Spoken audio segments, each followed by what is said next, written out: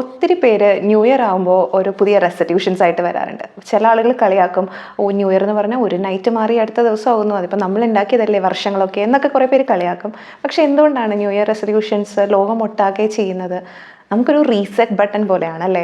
നമ്മൾ അതുവരെ ചെയ്തുകൊണ്ടിരുന്ന കാര്യങ്ങളൊക്കെ നമുക്കൊന്ന് മാറ്റി എഴുതാൻ, അല്ലെങ്കിൽ നമുക്ക് നഷ്ടപ്പെട്ടു പോയ കാര്യങ്ങളെക്കുറിച്ച് മറന്ന് ഒരു ഹോപ്പ്ഫുള്ളായിട്ട് ഒരു പുതിയൊരു സമയം തുടക്കം കുറിക്കുന്ന പോലെ കാണാൻ വേണ്ടി ഈ ഒരു ഒത്തിരി പേരെ ഹെൽപ്പ് ചെയ്യാറുണ്ട്. അല്ലാന്നുണ്ടെങ്കിൽ ഇതിങ്ങനെ തന്നെ പോയിക്കൊണ്ടിരിക്കുമ്പോൾ നമുക്കൊരു ചേഞ്ച് ഇല്ല, നമുക്ക് എവിടെ വെച്ച് ഫുൾ സ്റ്റോപ്പ് ഇടണം, എന്ത് വെച്ച് ചെയ്യണം എന്ന് മനസ്സിലാവില്ല. അപ്പോൾ അതൊരു കൂട്ടമായിട്ട് കുറേ പേര് ആ ഒരു ന്യൂ ഇയർ അതൊരു പോയിന്റ് ആയിട്ട് വെക്കുമ്പോൾ നമുക്കൊരു ഒപ്റ്റിമിസ്റ്റിക് ആയിട്ട് ഒരു പുതിയൊരു കാര്യം തുടങ്ങാൻ, അല്ലെങ്കിൽ പുതിയൊരു രീതിയിലേക്ക് ലൈഫ് മാറ്റാൻ നമുക്കൊരു അവസരം കിട്ടുവാണല്ലേ. ന്യൂ ഇയറിൻ്റെ സമയത്ത് നമുക്ക് ആ ഒരു വർഷത്തിലേക്ക് തിരിഞ്ഞു നോക്കാൻ പറ്റും. നമുക്ക് പണ്ടുണ്ടായിരുന്നതിൽ നിന്ന് എന്തോരം ചേഞ്ചസ് വന്നു എന്ന് നോക്കാൻ പറ്റും. കാര്യം ഒരു വർഷം അത്യാവശ്യം നല്ലൊരു സമയമാണ്. നമുക്ക് പേഴ്സണലി ഗ്രോത്ത് ഉണ്ടായിട്ടുണ്ടോ, ഇമ്പ്രൂവ്മെൻ്റ് ഉണ്ടായിട്ടുണ്ടോ എന്നൊക്കെ പറഞ്ഞൊരു സെൽഫ് റിഫ്ലക്ഷന് കൂടെ കിട്ടുന്ന ഒരു അവസരമാണത്. പക്ഷേ ഈ റെസൊല്യൂഷൻസിലൊക്കെ തന്നെ എന്താണ് നമുക്ക് ബുദ്ധിമുട്ടുണ്ടാവാറുള്ളത്? നമ്മൾ കറക്റ്റായിട്ട് പ്ലാൻ ചെയ്തിട്ടില്ല, അല്ലാന്നുണ്ടെങ്കിൽ പെട്ടെന്നൊരു ദിവസം കുറേ കാര്യങ്ങൾ തീരുമാനിക്കുന്നു, അൺറിയലിസ്റ്റിക് ആയിട്ടുള്ള ഗോൾസ് സെറ്റ് ചെയ്യുന്നു. അങ്ങനെയൊക്കെ വരുമ്പോഴാണ് നമ്മുടെ റെസൊല്യൂഷൻസ് പലപ്പോഴും പാളിപ്പോകുന്നത്. അതൊക്കെ ഒന്ന് ഓർത്തുകൊണ്ട് നമുക്ക് ഇമോഷണലി അല്ലെങ്കിൽ സൈക്കോളജിക്കലി ബെറ്റർ ആകാൻ വേണ്ടി, ഒരു ബെറ്റർ ഹ്യൂമൻ ആകാൻ വേണ്ടി കുറച്ച് റെസൊല്യൂഷൻസ് ഒന്ന് ഡിസ്കസ് ചെയ്താലോ. നിങ്ങൾക്ക് കുറച്ചൊരു ഇമോഷണലി ബെറ്റർ അല്ലെങ്കിൽ ഒരു മെൻ്റലി ബെറ്റർ പേഴ്സൺ ആവണം എന്നുണ്ടെങ്കിൽ നിങ്ങൾ ജസ്റ്റ് എല്ലാ ദിവസവും ഒരു 1-2 കാര്യങ്ങൾ, നിങ്ങൾ അന്ന് ഗ്രേറ്റ്ഫുൾ ആയിട്ടുള്ള കാര്യങ്ങൾ ഒന്ന് എഴുതി നോക്കുക. കാര്യം നമ്മൾ എപ്പോഴും ചീത്തയായിട്ടുള്ള കാര്യങ്ങളാണ് കാണാൻ സാധ്യത കൂടുതൽ. നമ്മുടെ ദിവസത്തിൽ നടന്ന ഏറ്റവും ബാഡ് ആയിട്ടുള്ള കാര്യങ്ങൾ നമുക്ക് മനസ്സിൽ നിന്ന് എടുത്ത് കളയാൻ പറ്റില്ല. അപ്പോൾ ആ സമയത്ത് നമ്മളൊന്ന് റിഫ്ലക്റ്റ് ചെയ്തിട്ട് കുഞ്ഞു കുഞ്ഞു കാര്യങ്ങൾ കൂടെ നമുക്ക് നന്നായിട്ട് സംഭവിച്ച കാര്യങ്ങൾ, അല്ലെങ്കിൽ നമ്മൾ ഗ്രേറ്റ്ഫുൾ ആയിട്ടുള്ള കാര്യങ്ങൾ എഴുതുവാണെങ്കിൽ നമുക്ക് കുറച്ചുകൂടെ ഒപ്റ്റിമിസ്റ്റിക് ആയിട്ട് ആ ദിവസത്തെ നോക്കി കാണാൻ പറ്റും. നമ്മൾ കുറച്ചുകൂടെ ബെറ്റർ ആയിട്ട് ആ ദിവസത്തെ കാണും. നമ്മുടെ മനസ്സിന് കുറച്ചുകൂടെ ഒരു സമാധാനം കിട്ടും. അല്ലെങ്കിൽ നമ്മൾ ഓവർലുക്ക് ചെയ്ത് പോകും അല്ലേ നമ്മുടെ നല്ല കാര്യങ്ങൾ. കാര്യം കുഞ്ഞു കുഞ്ഞു കാര്യങ്ങളായിരിക്കും നല്ലതായിട്ടുണ്ടാവുക, ചീത്ത കാര്യങ്ങൾ അതിനെ വല്ലാണ്ട് കവർ ചെയ്ത് കളയും. നമ്മുടെ മനസ്സമാധാനത്തിന് ഏറ്റവും അത്യാവശ്യമായിട്ട് വേണ്ടത് ഹെൽത്തി ബൗണ്ടറീസ് ആണ്. ഞാൻ ഇതിന് മുന്നേ പല വീഡിയോസിൽ പറഞ്ഞിട്ടുണ്ട് ബൗണ്ടറീസ് എന്തുകൊണ്ട് ഇമ്പോർട്ടൻ്റ് ആണെന്ന്. അതുകൊണ്ട് നോ പറയാൻ പഠിക്കുക എന്നുള്ളതാണ് ഈ ന്യൂ ഇയറിൽ ഏറ്റവും കൂടുതൽ പേരെടുക്കേണ്ട ഒരു റെസൊല്യൂഷൻ. അത് നമ്മുടെ ഒരു മെൻ്റൽ ബേൺ ഔട്ടിനും ഹെൽപ്ഫുൾ ആവും, നമ്മുടെ മനസ്സ് കുറച്ചുകൂടെ കൺട്രോളിൽ നിൽക്കാൻ വേണ്ടി ഹെൽപ്ഫുൾ ആവും. അല്ലാന്നുണ്ടെങ്കിൽ നമ്മൾ എല്ലാ കാര്യങ്ങൾക്കും യെസ് പറഞ്ഞ് നമുക്ക് ആഗ്രഹമില്ലാത്ത കാര്യങ്ങളൊക്കെ ചെയ്ത് അവസാനം ഒരു റിസെൻമെൻറ്റ് ബിൽഡ് ചെയ്ത് ഭയങ്കര എക്സോസ്റ്റഡ് ആയി പോകും. നമ്മൾ എത്ര റെസൊല്യൂഷൻ എടുത്താലും കുറേയൊക്കെ തെറ്റുപറ്റി പോകാറുണ്ട്. അപ്പോൾ നമ്മൾ എന്താ ചെയ്യേണ്ടേ? നമ്മളോട് തന്നെ ക്ഷമിക്കുക എന്നുള്ളതാണ്. അപ്പോൾ സെൽഫ് കമ്പാഷൻ അതായിരിക്കണം നമ്മുടെ ഏറ്റവും ഇമ്പോർട്ടൻ്റ് ആയിട്ടുള്ള കാര്യം. നമ്മളൊക്കെ സാധാരണ മനുഷ്യരാണെന്നും നമുക്കൊക്കെ തെറ്റുപറ്റി പോകുമെന്നും അത് മനസ്സിലാക്കിയിട്ട് നമ്മൾ എന്തെങ്കിലുമൊക്കെ ഇപ്പോൾ ശരിയായിട്ട് ചെയ്യാൻ പറ്റുന്നില്ല, അല്ലെങ്കിൽ നമ്മൾ ചെയ്തു പോയ കാര്യങ്ങൾ അത്രയ്ക്ക് പെർഫെക്റ്റ് അല്ല എന്നുണ്ടെങ്കിൽ നമ്മളോട് തന്നെ ക്ഷമിക്കാൻ പഠിക്കുക. നമ്മളുടെ ഒരു ഫ്രണ്ട് ആണ് നമ്മുടെ സ്ഥാനത്തെങ്കിൽ നമ്മൾ എങ്ങനെ അവരോട് പെരുമാറും? നമ്മൾ അവരോട് ഇതേപോലെ ദേഷ്യപ്പെടുവോ, അല്ലെങ്കിൽ നീ ശരിയല്ല, നീ കൊള്ളത്തില്ല എന്നൊക്കെ പറയുമോ? ഇല്ലല്ലോ. അതേപോലെ നിങ്ങളോടും ഒന്ന് പെരുമാറി നോക്കുക.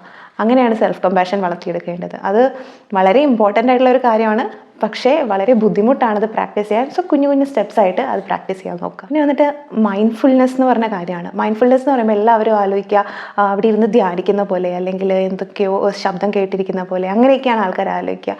അത്രയൊന്നും ചെയ്യേണ്ട കാര്യമില്ല. നമ്മൾ എന്തെങ്കിലും ഒരു കാര്യം കംപ്ലീറ്റ്ലി പ്രസൻ്റ് ആയിട്ട് ചെയ്യുക എന്നുള്ളതാണ് മൈൻഡ്ഫുൾനെസ്സിൻ്റെ മെയിൻ തിങ്. ഇപ്പോൾ നമ്മളൊരു പാട്ട് കേൾക്കുന്നതായിക്കോട്ടെ, അല്ലെങ്കിൽ നമ്മളൊരു വാക്ക് ചെയ്യുന്നതായിക്കോട്ടെ, അല്ല നമ്മൾ കുക്ക് ചെയ്യുന്നതായിക്കോട്ടെ, എന്തും ആയിക്കോട്ടെ, അത് കംപ്ലീറ്റ്ലി പ്രസൻ്റ് ആയിട്ട് ഫുൾ കോൺസെൻട്രേഷൻ കൊടുത്ത് എൻജോയ് ചെയ്ത് ചെയ്യുക എന്നുള്ളതാണ്. എനിക്ക് പേഴ്സണലി ഏറ്റവും കൂടുതൽ ഞാൻ മൈൻഡ്ഫുള്ളായിട്ട് ചെയ്യാറുള്ളത് കുക്കിംഗ് ആണ്. ചില സമയത്ത് അതെനിക്ക് നല്ല റിലാക്സേഷൻ തരാറുണ്ട്. ചില ആളുകൾക്ക് നടക്കുന്നതായിരിക്കാം അങ്ങനെയുള്ള കാര്യങ്ങൾ, അല്ലെങ്കിൽ എന്തെങ്കിലും ഒരു പാട്ട് കേൾക്കുന്നതായിരിക്കാം. അപ്പോൾ നമ്മളത് ചെയ്യുമ്പോൾ വേറെ കാര്യങ്ങൾ അതിൻ്റെ കൂടെ ചെയ്യാതിരിക്കുക. ഇപ്പോൾ നമ്മൾ ചില സമയത്ത് നടക്കുമ്പോൾ പാട്ട് കേട്ടുകൊണ്ടായിരിക്കും നടക്കുന്നത്. ഒബ്വിയസ്ലി അത് അതിനെ കുറച്ചുകൂടെ എൻജോയബിൾ ആക്കും. പക്ഷേ കുറച്ചുകൂടെ മൈൻഡ്ഫുള്ളായിട്ട് അത് നടക്കുമ്പോൾ നമ്മൾ ആ നടക്കുന്ന കാര്യങ്ങളിൽ അതിൽ കൂടുതൽ ശ്രദ്ധിക്കുകയാണെങ്കിൽ നമ്മൾ ചുറ്റുമുള്ള കാര്യങ്ങൾ കാണാനും നമ്മൾ ആ ഒരു നടക്കുന്ന ഒരു പ്രോസസ്സ് എൻജോയ് ചെയ്യാൻ സാധ്യതയുണ്ട്. ഇപ്പോൾ നമ്മളൊരു മൂവി കാണുമ്പോൾ ഇപ്പോൾ പറയുന്നത് കേട്ടിട്ടുണ്ട്, ഡിസ്ട്രാക്റ്റഡ് ആയിട്ട് കാണാൻ പറ്റുന്ന മൂവീസാണ് ഇപ്പോൾ കുറേ പേർക്ക് ഇഷ്ടം അല്ലേ. അപ്പോൾ ആ ഒരു മൂവി കാണുമ്പോഴും നമ്മൾ ഫോണിൽ ചെക്ക് ചെയ്തുകൊണ്ടിരിക്കുന്നു, അല്ലെങ്കിൽ അടുത്തിരിക്കുന്ന ആൾക്കാരോട് സംസാരിച്ചുകൊണ്ടിരിക്കുന്നു. അങ്ങനെയൊക്കെ ചെയ്തുകൊണ്ടിരുന്നു കഴിഞ്ഞാൽ നമുക്കത് ഫുള്ളി നമ്മുടെ ഇത് കൊടുത്ത് കാണാൻ പറ്റത്തില്ല. അപ്പോൾ അതേപോലെ എന്ത് കാര്യങ്ങളും ആയിക്കോട്ടെ, അറ്റ്ലീസ്റ്റ് ഒരു 10-15 മിനിറ്റ്സ് ഡെയിലി മൈൻഡ്ഫുള്ളായിട്ട് എന്തെങ്കിലുമൊക്കെ ചെയ്യാൻ നോക്കുക. അപ്പോഴേ നമുക്ക് കുറേ കാര്യങ്ങൾ എൻജോയ് ചെയ്യാൻ പറ്റുള്ളൂ. അപ്പോഴേ നമ്മുടെ മനസ്സ് നമ്മുടെ കയ്യിൽ നിൽക്കത്തുള്ളൂ. സ്ക്രീൻ ടൈം കുറയ്ക്കുക എന്നുള്ളത് വളരെ ഡിഫിക്കൽട്ടായിട്ടുള്ള കാര്യമാണ്. കാര്യം പഠിക്കുക, ജോലി ചെയ്യുക, എൻ്റർടൈൻമെൻറ്റ് എല്ലാ കാര്യങ്ങളും ഇപ്പോൾ സ്ക്രീൻ ടൈമിൽ വരുന്ന കാര്യങ്ങളാണ്. അപ്പോൾ അത് കുറയ്ക്കാൻ ഭയങ്കര ബുദ്ധിമുട്ടായിരിക്കും. പക്ഷേ എന്നാലും അപ്പോൾ കഴിഞ്ഞ വർഷത്തെ അപേക്ഷിച്ച് നോക്കുമ്പോൾ നിങ്ങൾ പുതിയ വർഷത്തിലേക്ക് കുറച്ചുകൂടെ കുറച്ച് കൊണ്ടുവരാൻ പറ്റുമെങ്കിൽ അത് ചെയ്യാം. നമ്മൾ ഈ സ്ക്രീൻ ടൈം ഉപയോഗിച്ച് കഴിയുമ്പോൾ നമുക്ക് ചുറ്റുമുള്ള റിയാലിറ്റി ആയിട്ടൊരു ബന്ധമില്ലാതെ ആയിപ്പോവും. നമുക്ക് ഡിസ്കസ് ചെയ്യാൻ ബുദ്ധിമുട്ടായിരിക്കും ആൾക്കാരോട്, നമ്മുടെ ഇമോഷൻസ് സംസാരിക്കാൻ ബുദ്ധിമുട്ടായിരിക്കും, നമുക്ക് മറ്റുള്ള ഒരാളെ അറിയാതെ ആയിപ്പോവും അല്ലേ. നമ്മൾ ദൂരെ നിന്ന് ഒരാളെ മനസ്സിലാക്കാൻ നോക്കുമ്പോൾ അത് ഭയങ്കര ബുദ്ധിമുട്ടല്ലേ. അപ്പോൾ നമ്മൾ സ്ക്രീനിൽ തന്നെ സ്പെൻഡ് ചെയ്തുകൊണ്ടിരിക്കുമ്പോൾ നമ്മൾ തന്നെ ഒരു മായാലോകത്തിൽ ജീവിക്കുന്ന പോലെ ഇരിക്കും. ഇപ്പോൾ ഇൻസ്റ്റാഗ്രാമിലൊക്കെ ആണെങ്കിൽ ഓരോ ആൽഗോറിതം നമ്മളുടെ ഇൻട്രസ്റ്റ് അനുസരിച്ച് ഓരോന്ന് കൊണ്ടുതരും. അവസാനം നമുക്ക് ബാക്കി കാര്യങ്ങളെക്കുറിച്ചൊന്നും അറിവില്ലാതെ ഇതിലോട്ട് ഇങ്ങനെ നിൽക്കും. ആൻഡ് ആ ഒരു കാര്യം കുറച്ചിട്ട് സ്ക്രീൻ ടൈം കുറച്ച് ഹ്യൂമൻ ഇൻട്രാക്ഷൻസ് കുറച്ച് കൂട്ടാൻ. പിന്നെ സെൽഫ് കെയർ ആണ്, അതിൽ മീ ടൈം കുറച്ച് ഇമ്പോർട്ടൻ്റ് ആണ്.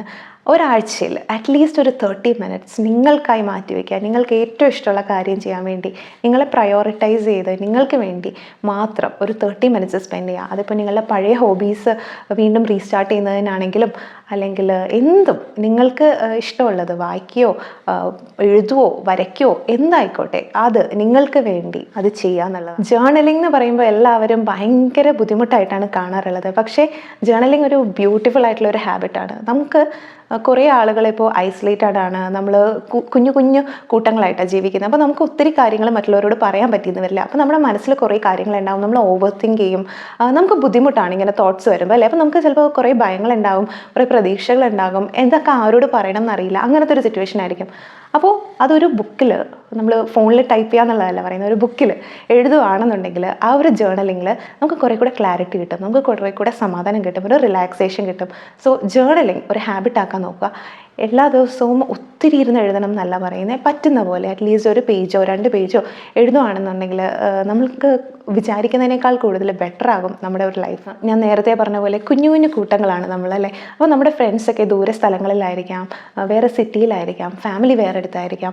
അപ്പോൾ നമ്മളുടെ ആ ഒരു ക്ലോസ് ആയിട്ടുള്ള ആൾക്കാർക്ക് വല്ലപ്പോഴും ഒക്കെ ഒരു മെസ്സേജ് എങ്കിലും അയച്ച് ആ ഒരു റിലേഷൻഷിപ്പ് സ്ട്രോങ് ആയിട്ട് വെക്കാൻ നോക്കുക, ഒരു കണക്ഷൻ ഉണ്ടാക്കാൻ നോക്കുക. അപ്പോൾ നമുക്ക് തന്നെ ഒരു കണക്റ്റഡ് ഫീലിംഗ് വരും അല്ലേ. ഓ, അയാളെക്കുറിച്ച് ഞാനൊന്ന് അന്വേഷിച്ചു, അപ്പോൾ അയാൾ ഇങ്ങോട്ടും അന്വേഷിക്കും. അപ്പോൾ നമുക്ക് ഞാൻ ആരുടെയെങ്കിലും ലൈഫിൽ ഒരു പാർട്ടായി എന്നൊരു തോന്നൽ, അല്ലെങ്കിൽ അവർ നമ്മുടെ ലൈഫിൽ ഒരു പാർട്ടായി എന്നൊരു തോന്നൽ, അങ്ങനെ സോഷ്യൽ കണക്ഷൻസ് ഭയങ്കര ഇമ്പോർട്ടൻ്റ് ആണ് മനുഷ്യന്. അപ്പോൾ ആ ഒരു കണക്ഷൻ, ആ ഒരു റിലേഷൻഷിപ്പ് സൂക്ഷിക്കാൻ നോക്കുക. അത് അറ്റ്ലീസ്റ്റ് വീക്ക്ലി വൺസ് ആരോടെങ്കിലും ഒന്ന് സംസാരിക്കുകയോ ടെക്സ്റ്റ് ചെയ്യുകയോ ചെയ്യുക. ടെക്സ്റ്റിംഗ് മാത്രമായി കഴിഞ്ഞാൽ കുറച്ച് ക്യാഷ്വൽ, ഇപ്പം റീൽസ് അയക്കുന്നത് ഓക്കെ, ബട്ട് അറ്റ്ലീസ്റ്റ് എങ്ങനെയുണ്ട്, സുഖമാണോ, എന്താണ് ലൈഫിൽ സംഭവിക്കുന്നത് എന്നൊന്ന് ചോദിച്ചു നോക്കാം. അവർക്കും അതൊരു സന്തോഷമായിരിക്കും. കാര്യം എല്ലാവരും ഇപ്പോൾ ഭയങ്കര ഐസൊലേറ്റഡ് ആണ്. സോ എല്ലാവരും അത് അപ്രിഷ്യേറ്റ് ചെയ്യും. സ്ക്രീൻ ടൈം കുറയ്ക്കുമ്പോൾ നമുക്ക് ഉണ്ടാകുന്ന ഗുണങ്ങളിൽ ഒന്ന് സ്ലീപ്പ് ഹൈജീനും കൂടെ ആയിരിക്കും. ആൻഡ് രാത്രിയൊക്കെ ഫോൺ ഉപയോഗിക്കാതിരിക്കുക. സ്ലീപ്പ് ഹൈജീൻ നോക്കുക എന്ന് പറയുമ്പോൾ രാത്രി കൃത്യസമയത്ത് കിടക്കാൻ നോക്കുക. കുറേ നേരം ഫോണിൽ തന്നെ സ്ക്രോൾ ചെയ്തിരുന്നിട്ട് ഒത്തിരി ലേറ്റ് ആയിട്ടൊക്കെ കിടക്കാതെ ഒരു കൃത്യമായ ഒരു ഷെഡ്യൂളൊക്കെ ഉണ്ടാക്കാൻ നോക്കുക. കറക്റ്റ് സമയത്ത് കിടക്കുക, ബെഡിൽ കിടന്നുകൊണ്ട് ബാക്കി കാര്യങ്ങളൊക്കെ ചെയ്യാതിരിക്കുക. ആ ഒരു സ്പേസ് അതിന് വേണ്ടി മാറ്റി വയ്ക്കുക. നമ്മൾ നല്ലപോലെ റെസ്റ്റ് ചെയ്തില്ല എന്നുണ്ടെങ്കിൽ നമ്മൾ പ്രൊഡക്റ്റീവ് ആകത്തില്ല. നമ്മൾ ഏറ്റവും നന്നായിട്ട് പ്രൊഡക്റ്റീവ് ആകുന്നതും എഫക്റ്റീവായിട്ട് ഫങ്ഷൻ ചെയ്യുന്നതും നമ്മൾ നല്ലപോലെ റെസ്റ്റ് എടുക്കുമ്പോഴാണ്. അപ്പോഴാണ് ബ്രെയിൻ നന്നായിട്ട് ഫങ്ഷൻ ചെയ്യുന്നതും നമ്മുടെ ബോഡി നന്നായിട്ട് ഫങ്ഷൻ ചെയ്യുന്നത്. സ്ലീപ്പ് ഹൈജീൻ ഇമ്പോർട്ടൻ്റ് ആണ്. നമ്മുടെ മൂഡിനാണെങ്കിലും നമ്മുടെ physical health, mental health, everything depends on that. So അത് നന്നായിട്ട് ഫോളോ ചെയ്യുക. പിന്നെ നമ്മുടെ കുഞ്ഞു വിൻസ് സെലിബ്രേറ്റ് ചെയ്യുക എന്നുള്ളതാണ്. ഇപ്പോൾ നമുക്ക് എല്ലാ ദിവസവും നമുക്കൊരു പ്രൊമോഷൻ കിട്ടുക എന്നുള്ളതോ അല്ലെങ്കിൽ ഒരു അവാർഡ് കിട്ടുക എന്നുള്ളതോ ഒന്നും നടക്കുന്ന കാര്യമല്ല. അപ്പോൾ നമുക്ക് കുഞ്ഞു വിൻസ് ഉണ്ടാകാം. ചിലപ്പോൾ ആരെങ്കിലും നമ്മളോട് ഒരു താങ്ക്സ് പറഞ്ഞതായിരിക്കാം, അല്ലെങ്കിൽ നമ്മൾ ഒരാളെ ഹെൽപ്പ് ചെയ്തതായിരിക്കാം, അല്ലെങ്കിൽ നമുക്ക് തലേ ദിവസത്തേക്കാൾ അല്ലെങ്കിൽ കഴിഞ്ഞ മാസത്തേക്കാൾ കുറച്ചുകൂടെ ബെറ്ററായിട്ട് നമ്മൾ ഈ മാസം പെർഫോം ചെയ്തതായിരിക്കാം. സോ അല്ലെങ്കിൽ ഏതെങ്കിലും ഒരാൾ നമ്മളുടെ ഒരു കാര്യം, നമ്മളുടെ ഒരു പെർഫോമൻസ് അപ്രിഷ്യേറ്റ് ചെയ്തതായിരിക്കാം. കുഞ്ഞു വിൻസ് അത് സെലിബ്രേറ്റ് ചെയ്യുക. സെലിബ്രേറ്റ് ചെയ്യുക എന്ന് പറയുന്നത് പോയി പാർട്ടി ചെയ്യാനല്ല പറയുന്നത്. അതിന് നമ്മളോട് തന്നെ കൺഗ്രാറ്റ്സ് പറയുക, എന്നിട്ട് അത് എൻജോയ് ചെയ്യുക and accept it and acknowledge it. അങ്ങനെ സെലിബ്രേറ്റ് ചെയ്യുക എന്നുള്ളതാണ്. അതിലൊക്കെ പുതിയതായിട്ട് പഠിക്കാൻ പറ്റുമോ നോക്കുക. നമ്മൾ കുഞ്ഞിലെ കളഞ്ഞിട്ട് പോയ കുറേ ഹോബീസും കുറേ സ്വപ്നങ്ങളും ഉണ്ടാവും. ആ ഹോബീസിലോട്ടൊക്കെ തിരിച്ചു പോകാൻ പറ്റുമെങ്കിൽ ചെയ്യുക. അങ്ങനെ എന്തെങ്കിലും പുതിയതായിട്ട് പഠിക്കുക. ക്രിയേറ്റീവായിട്ടുള്ള എന്തെങ്കിലുമൊക്കെ ചെയ്യുവാണെങ്കിൽ നമ്മൾ കുറച്ചുകൂടെ ഗ്രൗണ്ടഡ് ആവും, നമ്മുടെ ആങ്സൈറ്റി ഒക്കെ ബെറ്റർ ആകും, നമ്മൾ കുറച്ചുകൂടെ റെഗുലേറ്റഡ് ആവും. സോ അതിന് വേണ്ടിയിട്ട് എന്തെങ്കിലുമൊക്കെ പുതിയതായിട്ട് പഠിക്കുക. ഇനി ഓൾറെഡി ഒരു ലിസ്റ്റുമായിട്ട് ഇരിക്കുന്ന ആൾക്കാരുണ്ടെങ്കിൽ ഇതിൽ നിന്ന് കുറച്ചൊക്കെ ആഡ് ചെയ്യാൻ നോക്കുക. ഇനി നിങ്ങൾ ചെയ്ത കാര്യങ്ങൾ എന്തെങ്കിലുമൊക്കെ നിങ്ങൾക്ക് ശരിയാക്കാൻ പറ്റിയില്ല എന്നുണ്ടെങ്കിൽ ടെൻഷൻ ആവണ്ട. വലിയ വലിയ ഗോൾസ് വെക്കാതെ കുറച്ചുകൂടെ സ്പെസിഫിക് ആയിട്ട് വെക്കുക. കാര്യം ഞാനിപ്പോൾ ഫിറ്റ് ആകും എന്നാണ് നിങ്ങളുടെ ഗോളെങ്കിൽ അത് ഒരു വേഗ് ആയിട്ടുള്ള കാര്യമാണ്. അപ്പോൾ അതിന് പകരം നിങ്ങൾ ഇത്ര നേരം ഞാൻ ജിമ്മിൽ പോകും അല്ലെങ്കിൽ വർക്കൗട്ട് ചെയ്യും, ആഴ്ചയിൽ ഒരു 4 ദിവസമെങ്കിലും വർക്കൗട്ട് ചെയ്യും എന്നൊക്കെ വെച്ചിട്ട് അത് സ്ട്രിക്റ്റ് ആയിട്ട് ഫോളോ ചെയ്യാൻ നോക്കുക. ഇനിയിപ്പോൾ നിങ്ങൾക്ക് ശരിക്കും ചെയ്യാൻ പറ്റിയില്ല എന്നുണ്ടെങ്കിൽ ഇനിയിപ്പോൾ അടുത്ത വർഷം വരട്ടെ എന്ന് പറഞ്ഞ് കാത്തിരിക്കാതെ, അല്ലെങ്കിൽ ഞാൻ എന്ത് തോൽവിയാ എന്ന് വിചാരിച്ചിരിക്കാതെ ബെറ്റർ ആക്കിയിട്ട് അതിൻ്റെ അടുത്ത ആഴ്ച ശരിയാക്കി ചെയ്യുക. And be kind to yourself. നിങ്ങളുടെ ന്യൂ ഇയർ റെസൊല്യൂഷൻസ് എന്തൊക്കെയാണ്, എന്തെങ്കിലും ഒക്കെ ഇതിനോട് ആഡ് ചെയ്യാനുണ്ടെങ്കിൽ കമൻ്റ് ആയിട്ട് എഴുതുക. And if you like this video, share with your friends and subscribe to the channel. Very happy new year to everyone. Thank you.